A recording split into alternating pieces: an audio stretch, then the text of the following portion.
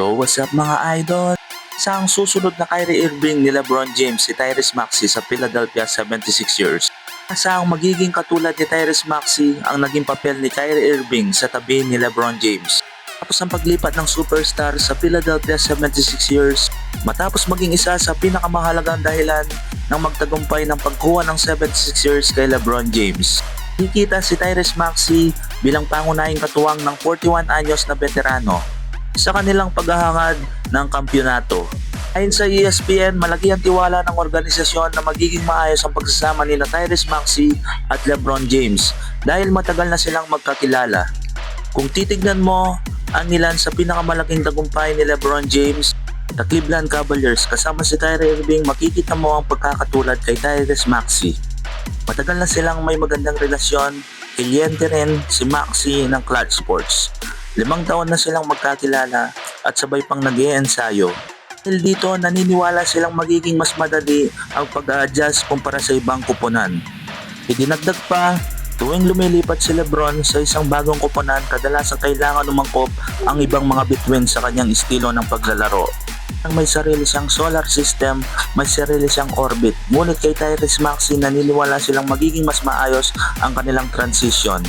Hindi pa kayang misok, mahusay na ang chemistry ng dalawa at maaari silang maging napakadelikado sa pick and roll plays. Pero naman ni Rich Paul na posibleng gamitan ni head coach Nick Nurse ang ilang estratehiya ng dating coach ng Cleveland Cavaliers na si Tyronn Lue.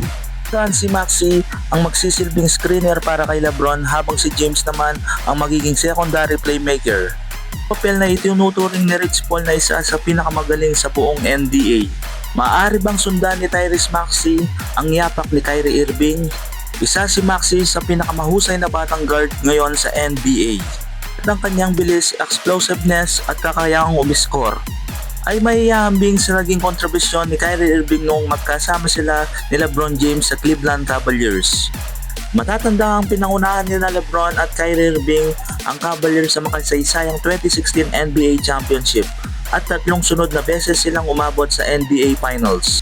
Na 25 anyos, nagtala si Tyrese Maxey ng pinakamahusay na season sa kanyang karera noong 2025-2026 season kung saan nag-average siya ng 28.3 points per game, 6.6 assists per game at 4.1 rebounds per game. Dahil dito, napili siya sa kanyang ikalawang NBA All-Star Game at naisama rin sa All-NBA Third Team.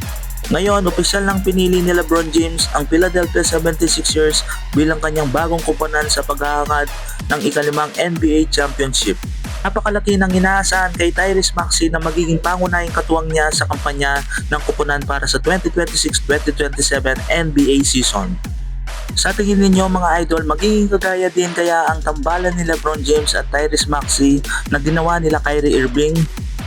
Ano ang inyong opinion mga idol at comment sa ibaba at maraming salamat po mga idol.